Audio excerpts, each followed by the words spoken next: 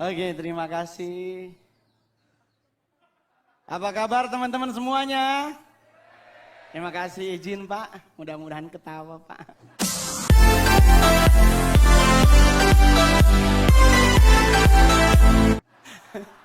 Soalnya stand up depan presiden kayak pingin meninggal Pak. Takut salah ngomong, tapi saya adalah seorang warga negara Indonesia yang bangga dengan Indonesia. Jujur, Anda semua sebagai warga negara Indonesia harus punya kebanggaan terhadap bangsamu.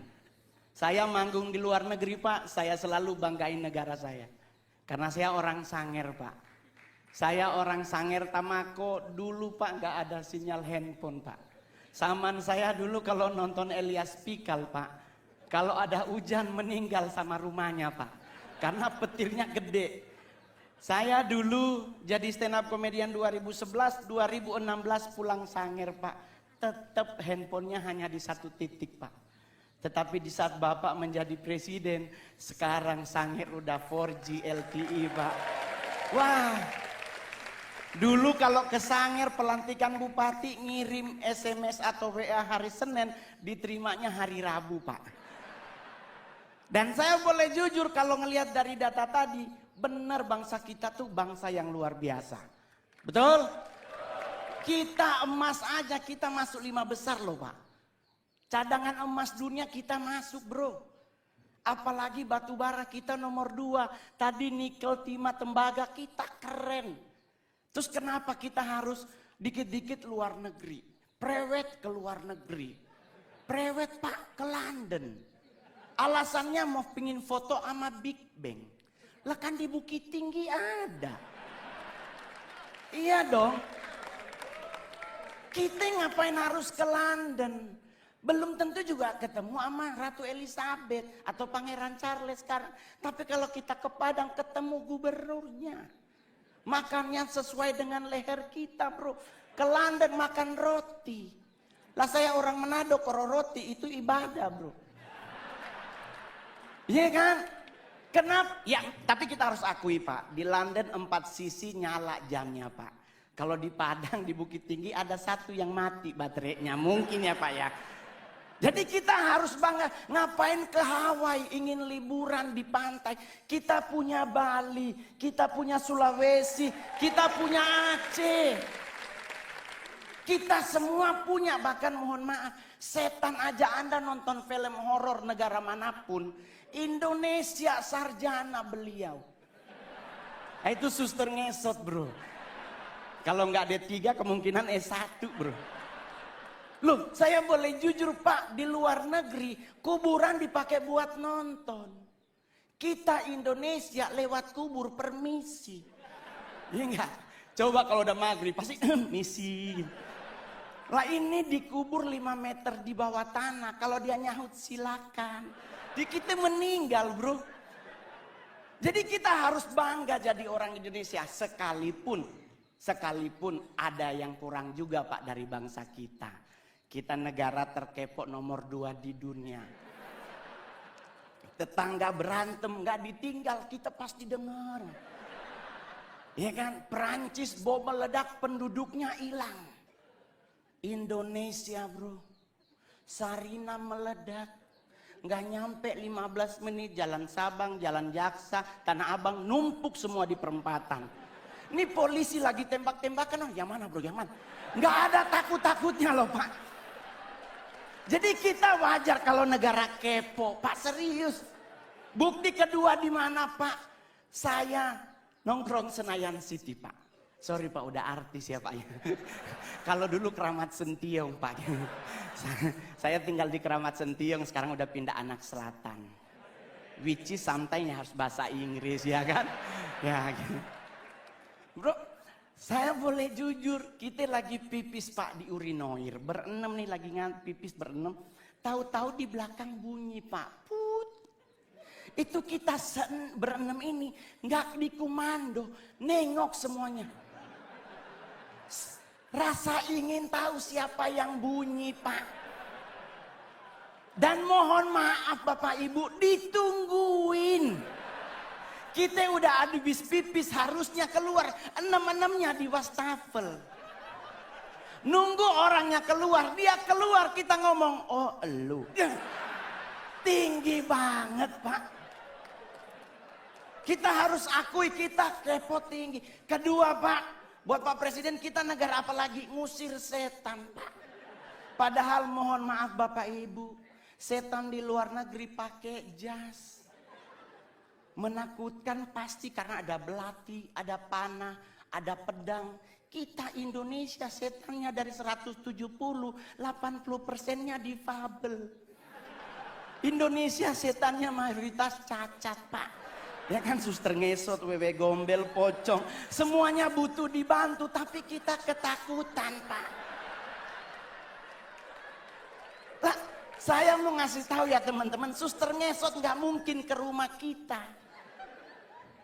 Nih Pak, saya anak Tanjung Priuk. Rumah sakit itu Koja. Otomatis suster ngesot hanya ada di rumah sakit. Kalau dia mau nyebrang ke Warakas, meninggal lagi Pak. Kan kontainernya banyak Pak. Iya kan? Dia lagi ya Allah, balik lagi. Sampai subuh Pak. Kalaupun dia bisa nyebrang, nggak mungkin nakutin Pak. Pasti minta betadin, beset kakinya Pak. Jadi orang nanya sama saya Pak, terus ngusir setan apa yang harus kita lakukan? Jangan main dibaca aja Pak. Kalau Muslim dibacain ayat kursi, Kristen dibacain ayat Alkitab atau agama yang lain. Yang paling benar jangan dulu dibaca, tanya dulu setannya, lu agama apa? Iya kan? Takutnya dia Kristen dibacain ayat kursi kan gak kena bos. Iya kan? Jadi buat teman-teman semuanya, nggak usah khawatir ngadepin hidup. Saya sangat yakin dengan 1000% bahwa Pak Jokowi pasti akan umur panjang. Anda tahu kenapa? Karena beliau rendah hati. Saya udah 2 kali foto sama Bapak. Satu di Istana Negara, satu di Tondano, Natal Nasional. Itu bro, kebanggaan saya, anak yatim piatu. Nggak punya orang tua dari usia 4 tahun. Bisa ketemu presiden makan di istana lagi. Pingin nyolong sendok Pak. Soalnya sendoknya keren banget. Stainless steel terbaik, lumayan buat cincin bro. Serius Pak. Saya di Sangir ketemu bupati aja udah pingin pingsan, apalagi sama Pak Presiden. Plus saya kali ketiga disapa oleh Bapak. Di istana ditanya, Mas Mongol. Di Tondano, Mas Mongol. Saya bareng beliau di mobil bagi-bagi buku dan baju. Hari ini pun Bapak nyapa Mongol. Keren Pak. Ya mudah-mudahan foto bersama lagi. Jadi Pak, saya bangga banget memiliki presiden seperti Bapak. Ya kan? Kenapa bisa umur panjang? Beliau rendah hati. Ini yang paling terakhir. Orang yang cepat meninggal adalah orang yang sombong. Ajaran agama Kristen dan Islam sepakat. Nabi itu benci orang sombong. Orang sombong tuh cepat matinya. Kenapa? Jalannya petenteng-petenteng. Ya kan? Apa lu lihat-lihat? Nah itu Pak, kalau malaikat maut nunjukin muka, habis dia. Tapi kalau orang yang rendah hati dan sederhana, jalannya nunduk Pak. Seperti Pak Jokowi, permisi, ya kan? Ya, sederhana. Kenapa orang yang rendah hati meninggalnya lama?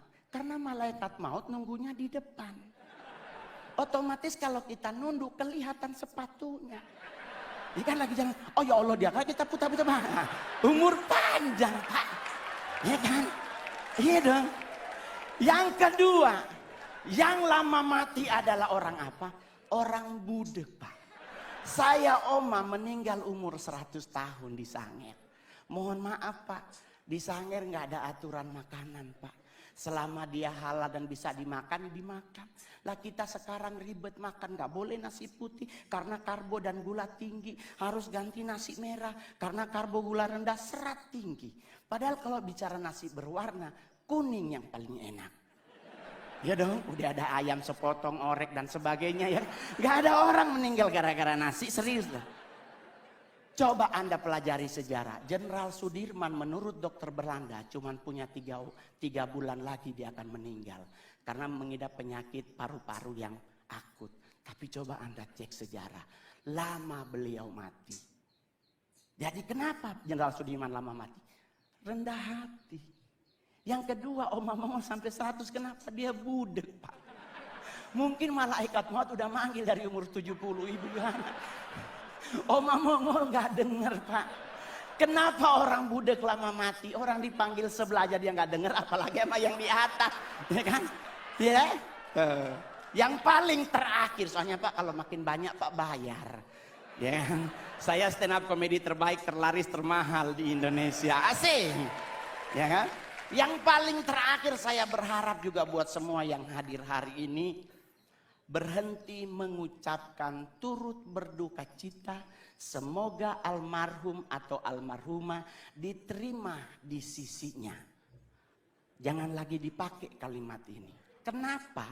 Karena kalimat ini sudah digunakan dari abad ketiga sebelum Masehi. Udah berapa orang di sisinya, Pak? Ini udah 2024, udah numpuk orang di sisinya, Pak. Ya kan? Bagaimana kalau kita sepakati bersama ganti tempat, bikin saf baru. Semoga almarhum atau almarhumah diterima di depannya. Ya kan? Jadi bisa nengok ke belakang, wah bos besar tuh.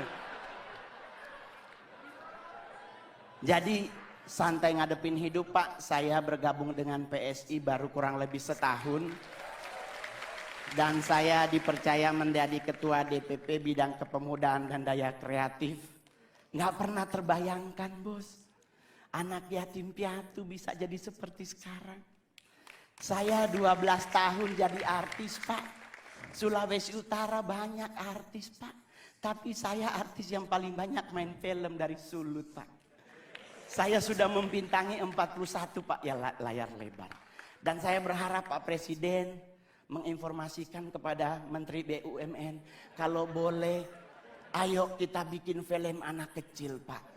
Indonesia kekurangan film anak kecil yang mendidik, Pak.